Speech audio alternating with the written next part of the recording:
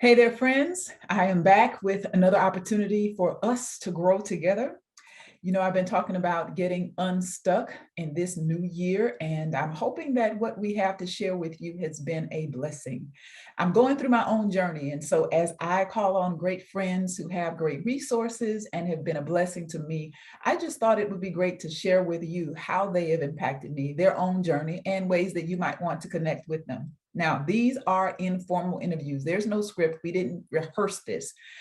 But I can tell you, these are folks that I value highly. So that's why I'm sharing them with the world. Unstuck. That's where we want to be, unstuck, getting out of that place of just feeling complacent or not knowing what to do. We talk about the paralysis of analysis. Well, all of that can be real, whether it is your personal spiritual journey, whether that is some emotional baggage and some old stuff you got to just put to the side, or maybe in your professional life, you've been feeling like you could do something different. I'm going to bring in right now one of my very, very dearest friends. She and I have known each other for more than 25 years. Her name is Rolanda Watson. Rolanda is a tax professional. She does all kinds of other great things to help folks get unstuck and to realize the vision for their lives. Rolanda, hey. Hey, how are you? I'm good. So we talk almost maybe, I know, 3 or 4 times a week sometimes on her drive to work, her morning commute. I'm most of the time I'm still in the bed, but we kind of catch up on life, family, all of that. Rolanda's a married lady. She's actually co-pastor of a church. So she has a lot of information about the spiritual side of this conversation. But I wanted to have her talk a little bit about her own journey being stuck. What does that mean to you? What has that felt like in your professional world? Tell us a little bit about where you've been with that experience. Hello, everybody. So for me, being unstuck is being in a place where you're comfortable and it doesn't push you for more. It doesn't give you the edge for more. It's just comfortable. And in my life, I feel that I was unstuck. Or stuck. You were stuck. I was stuck. Yes, I was stuck. Was stuck, yes. In ministry as well as in my professional life. I was in a comfortable place where I was under the leadership of others and I just submitted to them and did what they wanted without any individual drive for myself. Although I wanted more and I knew I could have more, I just didn't do what I needed to do to get more. Wow. So tell me about what gave you the indicators. What were the signs that you were stuck, like complacent and just kind of in that rut? What triggered it for you? I would say for me, I got to the place where I was sick and tired of being sick and tired. I didn't have any problems serving for others, but I knew that there was more I wanted for myself. So hold on. What do you mean by sick and tired of sick and tired? Because if there was no problem, then what were you sick and tired of? I was sick and tired of simply just being on the wheel of doing the same thing over and over, but knowing for me, there was something more.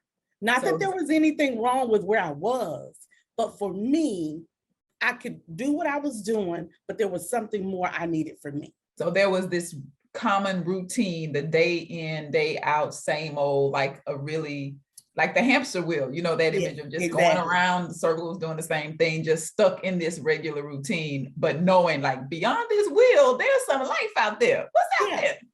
Yeah. And it may not be what you want, but there's something in me that I need to do beyond this wheel. Mm-hmm. So what did you have to do? What mindset, what attitude, what was it that got you out off the wheel and daring to do something different? Yeah. First of all, I had to deal with the fear. And not just, sometimes we think about fear and it's just, oh, I'm afraid to do this. No, I had to deal with the fear of rejection, the fear of success, the fear of failure, the fear of being judged, to step out of the norm or to step out of what was already going good. So you and I, wait. So hold on. You can't pass up that too quick. You can't pass that up too quickly because we've talked about this in our drive time, morning sessions and all of that. I've dumped on you and you've shared with me. Mm-hmm. Fear is so huge. We actually talked about that a couple of different times because that's usually one of the biggest hindrances to getting unstuck. Now, you listed a few. I want you to just give me a brief comment on what it meant for you to work through the fear of rejection, the fear of success, the fear of failure. All of that is so real. And it's what keeps us in that wheel or that comfort zone, because it's scary out there. Yeah, it is. I would say for me, and as we've talked about it, I think just stepping out, feeling the fear and doing it anyway. I remember during the process when I was doing a lot of changing within myself, I would be afraid of what others thought. So I would deal with that, honor it, but just did it anyway. And then just, oh, well, whatever happened. Yes, I may have mentioned this some other time, but I really personally, I have this thing about fear. I really feel like we need to attack our fears. Never, ever, ever, whenever you sense even the slightest hint of fear in something, other than, like fear of a snake or a wild alligator, like that's legit. That's a legit fear. But any of those other things that you mentioned, get to the root of it and conquer that, because otherwise it'll conquer you and keep you in that place of whatever complacency or being stuck on that wheel, whatever that is. So you started to face it. You just stepped out. You decided, I'm gonna just do it anyway. Do it scared. Go for it. Exactly. Do it scared. What happened when you did that? Honestly, what happened when I started stepping out, sharing my boundaries and doing it, I had people who appreciated it. And that was amazing for me, because some of the fear of rejection is those who I have been with or those who are around won't accept me anymore. They'll see me differently. And I actually had people who appreciated that, and those and others began to see me in a different light. And that was great. So what was the different light? What did you notice changing about the way they treated you or the way they responded and interacted with you? For one example, in my profession, I'm a tax professional, and we have tax professionals all around. So when I began to step out and start doing more video or talking to people about it, others began to see me more of as an expert other than just the professional. Okay, so here is where I'm curious, because that this whole process for me has been a challenge. This you have been a great example and inspiration, because I saw you taking those baby steps here, and I know you were uncomfortable with it. I know we laughed about it many times, uncomfortable with doing all that extra, what we would call just kind of doing the extra, doing the most, but you did it, and it inspired me, which is part of the reason why we're here right now. But it's amazing how you were doing the same job.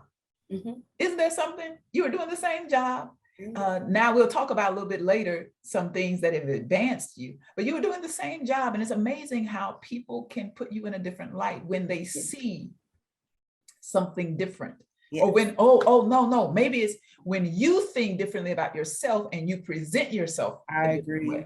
Yes. Ooh. Yes. Interesting. Okay. So let's talk about those changes and professionally, when you speak to others, how have you been able, from your own experience, to inspire others? Because let me tell y'all, let me just pause and say, Rolanda has a wealth of information. As I said before, she is a co-pastor. So she not only started a church and other nonprofits with her husband, she helped me in the very beginning with Her Call Ministries, help us establish that as a 501c3 organization. She's helped some other great people I know. So when it comes to knowing that world and professionally getting things up and running, helping people to get their vision into manifestation, she is great as an advisor, as someone to call on. Yeah, you are. You're great. I wouldn't have you on here if you weren't, okay? So she's great at that. But I know that she talks to a lot of people who come to her stuck. They know they have something more. They know they have a vision, a dream, or some idea, but they don't know where to start. What do you tell those individuals when they sit in your chair, as I do often, when I come get my taxes done? Y'all, she's been doing my taxes for over 20 years. I'm telling you, trustworthy.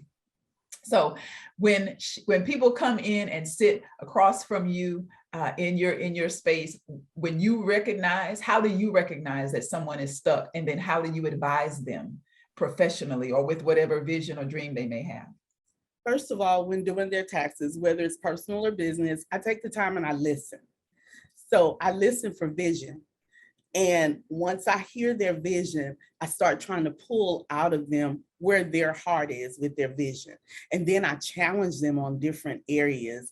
And it's not aggressive challenge. It's just a little bit here and a little bit there. And I ask those probing questions like, why won't you?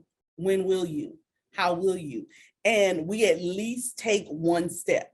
And so if they see me during the year, or if they call me throughout the year and ask me a tax question, I will say, so how are you doing on this? To somewhat hold them accountable and have them to remember, this is your vision. Let's move towards where you want to go. Yes. So what makes you recognize when they're stuck? Like, I understand that you'll pull out and ask questions, probing questions, but how do you know as you're talking to somebody, they may have great ideas, but what are the triggers that go off in your mind when you hear, okay, this sounds like they just might be stuck here or there? What is their stuck place? One day I will. Oh. I hope I can. Oh, I really like, those trigger words. One day I'll do this. After I get off this job, I normally do this. I love it when I can do this. I wish I could just do this. Those are some of the things that I hear, their passion behind what they want to do. But for some reason, they feel they can't right now. They can't. Yeah. So they're stuck. Ooh, so that's good. Yeah. It reminds me of that dreamy talk. One day I will, that pie in the sky thing. It's like, why not now? Yeah. Let's start. Yeah. What's preventing you from starting? Okay. So let's say you have somebody who's talking with you and they are truly overwhelmed. They're saying the one day I will. They're saying, I'd love to, but or I gotta have, I have to get this in order. I need that, or all of those other, sometimes, let's just be honest, they're excuses. They're excuses. Yes. And you're asking the probing questions. If somebody's listening right now and they have said those same things, or they've added to it, maybe they have said, well, I don't have this, I don't have support from here, or I don't know how to X, Y, or Z, or I just feel like there's more, but it's a bit overwhelming, whether it is because of the fear or because it's just real, it's big, it's overwhelming. I don't have the experience, I don't have the degree, I don't have this or that. I've never done it before. I've never seen it before. Yeah. How can you relate to that and then encourage someone else? So first of all, I share with them that it's about taking one step at a time, but it's about continuing to take one step at a time. Don't stop. No matter what it looks like, no matter how awkward you feel, don't stop. And then I share with them to find someone who is doing what you want to do. Find someone who is currently where you want to go. There's nothing new under the sun. So someone is doing, if it's not the exact image, someone is doing something like what you want to do. Find that person and begin to study. How do you study? What does that look like? If it really feels like I've never seen it before. So how do you go about that? Because I'm stuck. Remember, it's pie in the sky. I've never seen it before. I'm already fearful and I don't even know where to start. That's why I'm stuck. What are some of those practical things, especially in our professions? Because let me say this, and this is really important. I want to shift a little bit to talk about how this impacts people in ministry. Okay. And you and I have had some really deep conversations about the ministry world, the church world, because it is its own unique kind of thing. And anybody listening to this knows what I'm talking about. It can be its own little unique thing. And then there are subcultures in the church world that you have to learn that culture. One of the things that happens, and I learned this later because I didn't work in corporate America. I've never worked in corporate America, but I was fascinated when I learned that there are mentors, there are career advisors, there are people that you are intentionally connected with to help you create a path to climb the corporate ladder. You have this type of mentoring and connection, and they're intentional about it.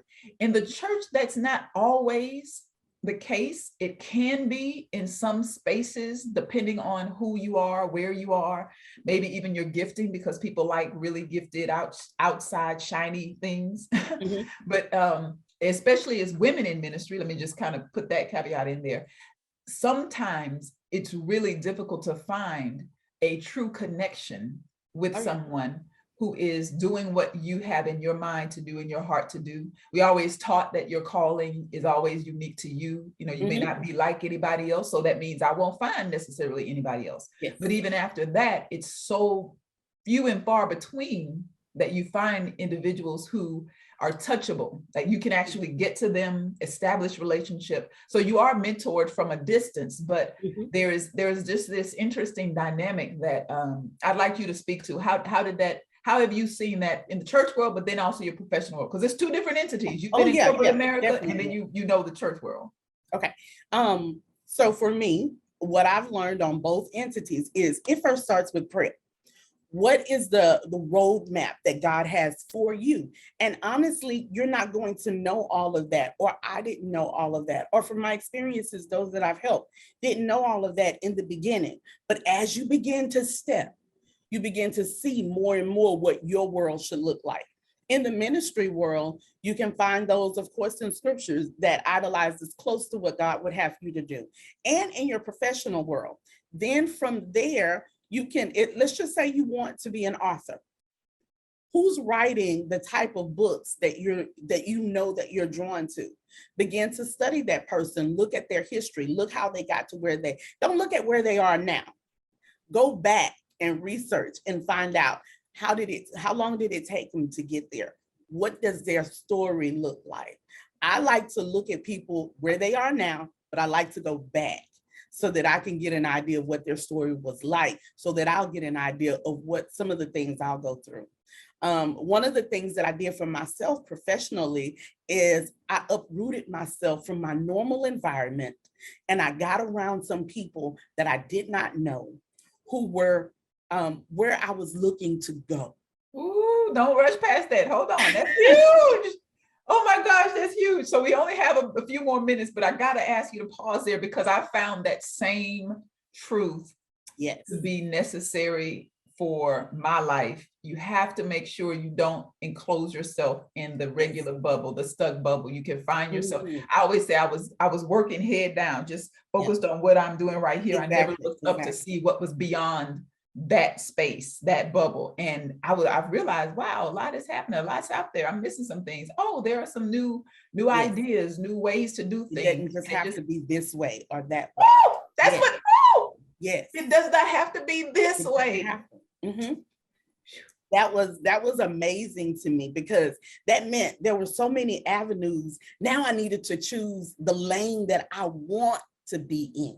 Before, it was the lane that I had to be in. Now I get to choose for myself the lane that I want to be in. And then another thing that was powerful for me is I got accountability partners and mentors who did not care about me. Oh. And I say that because their goal is to help me achieve my goal. So that means they're going to hold me accountable and say, did you do X, Y, Z? And they really don't care about my son, or they really don't care about my husband, or they really don't care about what other excuses I have. They only want to help me achieve the goal, which means they're going to do some tough love and help me get to where I say I want to go. Ooh.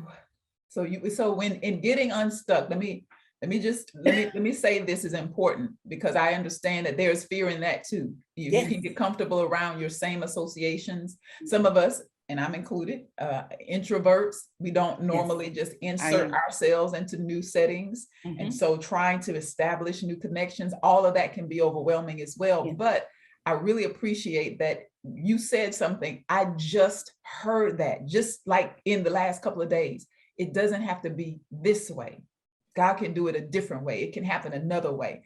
And exposure, that's why it's so important. When we stay in that bubble, you almost think that's all there is. And you have to get beyond that space and be open to whatever more God may want to share with you.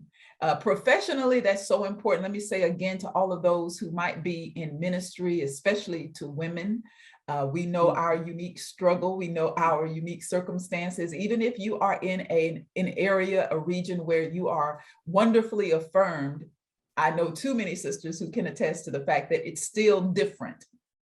Yeah. being a woman in leadership, in ministry, a clergy person, a preacher, pastor, whatever you want to call it. The bottom line is we have some unique journeys, but we can make some changes and be in a good place and not be stuck. I also want to say to those who are professionally stuck, you want to get unstuck and you're not quite sure. Let me talk a little bit about what some other fears may be for professional work or movement. There are two places, and then we'll kind of wrap up. I know we've been talking, the time always passes so quickly. I'm like, man, why does it pass so quickly? So two ways I want to just touch on something. Getting unstuck or getting out of your routine can be very frightening. Yes. If you have a family, or even if your own livelihood depends on that. Mm-hmm. So we can talk about this all we want, but if I'm stuck in a job or a professional, I want to make a shift, and it's going to greatly affect or impact my income, meaning that my spouse or my children, or just, I'm a single person, I've been through some things. So that shift in my life, and we'll talk about that later, that shift in my life greatly impacted me. What do you advise someone financially? Because you do taxes, so you understand finances and try to keep a balance in the income and the budget and all of that. But for somebody feeling internally that professionally I'm stuck, maybe spiritually, emotionally, all of that is happening and I need to do something different, but I got to pay these bills. I need some money coming in. That's real. That's real. So what I've helped my clients to do was you work on your 9 to 5 while you're building your vision.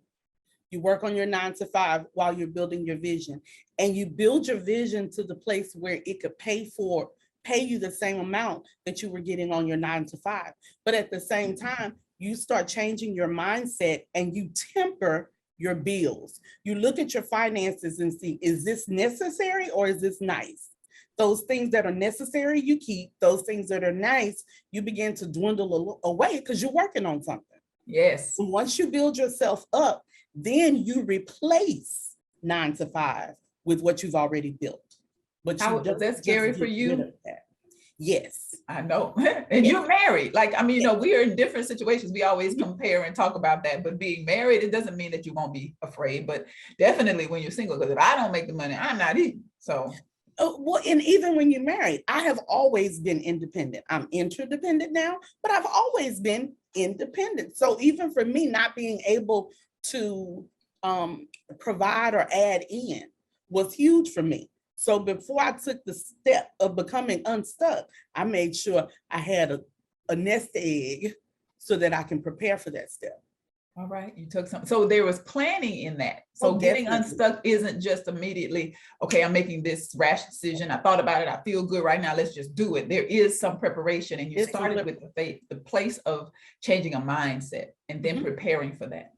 And that's where you go with your tax planning. So when you're talking to your tax professional, you shouldn't be doing taxes just for today. Tax planning is a part of preparing for what are we doing 2-3 years down the line? What are our plans for 5 years down the line? So that we can make sure that we're accomplishing our vision.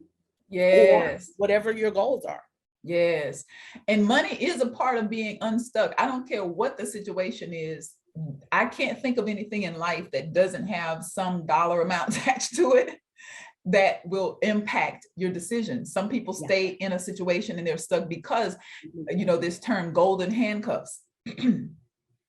Money's good. I'm comfortable. I know it's not where I want to be, but I can't leave this situation because these golden handcuffs, I'm just tied to it. They're pretty. I get all these luxury bling, bling, whatever, but I'm tied. I'm bound. Some people have different scenarios and it's just a challenge. You have kids in school, you have other things that you want to do. Maybe one spouse is near retirement or medical bills pop up. There's a lot that can keep a person stuck. But when you really change your mindset, get a plan.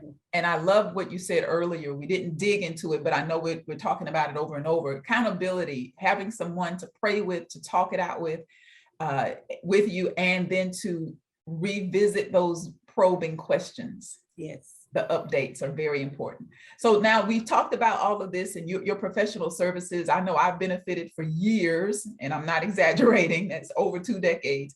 Tell us how someone can find you, get in touch with you if they need that type of probing. And I especially want to encourage those who are in ministry and need a person who understands ministry finances, ministry life, taxes for clergy or ministers, churches. If you have a nonprofit organization that you want to start, she's great with helping you establish that, and all kinds of other just professional services to get to, sometimes you need that undergirding, that boost, that support up. Mhm. And I know that if you don't have people like that in your life, you can do one-stop shopping.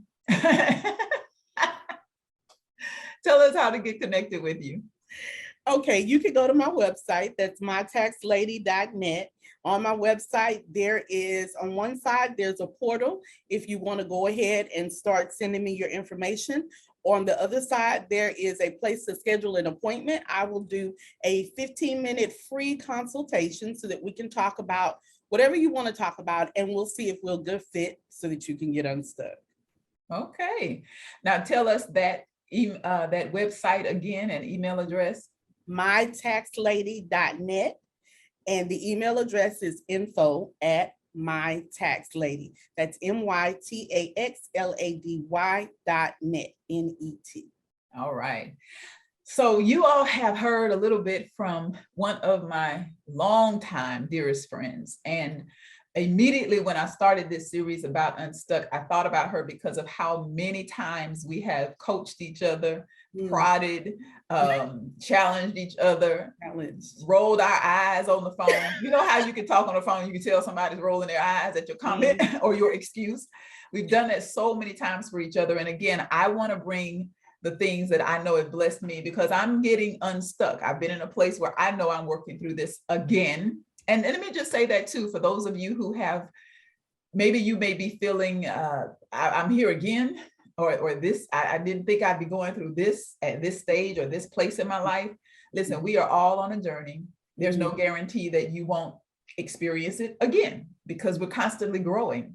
Yeah. We're constantly expanding, and God is doing new works, always something to grow us and mature us. And these adventures with God, as I call them, into the intensified life are about helping us to really take off all of the fear, take off all of the other stuff that others have placed on us so that we won't be bound and stuck. We can truly be free, liberated to live the fullest, most abundant, intensified life possible. Go on these wonderful adventures with God. I will leave giving kudos to Rolanda because part of her getting unstuck has led her to a personal space of being able to accomplish some great things. She is now certified in 3 different spaces. Tell us quickly what those accolades are. She didn't like talking about herself like this, but I want to do this because sometimes that's part of being stuck as well. Not giving yourself permission to really embrace the good things, celebrate the good things with people that celebrate with you, and acknowledge the goodness of God in your progress. So let us know what has happened most recently. I love this. Most recently, I've become credentialed with the IRS with their highest honor of being an enrolled agent. What that means is I not only prepare your taxes or plan your taxes, but I can stand in your shoes, comparable to a CPA or an attorney, and speak to the IRS on your behalf. When you get letters, when you have audits, when you're doing different things, I speak for you if you will allow me before the IRS. So that's with the three things though. Also, I've had my own tax practice now for this last couple of years when we talked about being unstuck. And I am the passing the test with the IRS, the enroll agent, having my own practice, and then building my insurance agency as well. I'm proud of my friend. She got unstuck. It was a journey and it was not pretty or always comfortable. But on the other side of pressing through, taking those baby steps one day at a time, it will definitely pay off. And it's not over. She's still building her business, and more people are benefiting from her getting unstuck. That's the thing I also want you to leave. I'm going to leave that with you all. There's someone else who will benefit and be blessed. God wants to use you when you are unstuck. There's something that can happen for someone else. So thank you so much, my friend. Listen, y'all, we are going to, thank you. Listen, we are going to have more opportunities to talk about what it means to get unstuck very soon as well. I will share with you what God has been doing in me, but I want to hear from you. So if you have any comments or if you have any suggestions or questions, go ahead and leave it with us. Remember, we are growing in this. together. I don't have all the answers, and I certainly am trying to pace myself so that I don't get overwhelmed, but this is a journey I'm on. I'm just inviting you to be with me in it. And if you enjoyed this or you want to stay with the ride and let's see where God takes us, then make sure you subscribe and like it, share it. Feel free to drop some names if you'd like for me to connect with others that you know would be a blessing to more of us. All of January, we're just talking about getting unstuck. We've been in a really weird place with this pandemic. Some of us have internalized some of that, and we know what it's like to be stuck and feel like we are not able to move with liberty, or we're just bound and we're kind of quarantined. But I think God has more for us on the other side. So the Intensified Life TV with Dr. Lekesha B is here to support you in that process. And especially in January, we want to get unstuck so we can go on and talk about some other stuff and have these wonderful adventures with God as God intensifies our life experience. So we'll be back next time. I'll see you later. Take care.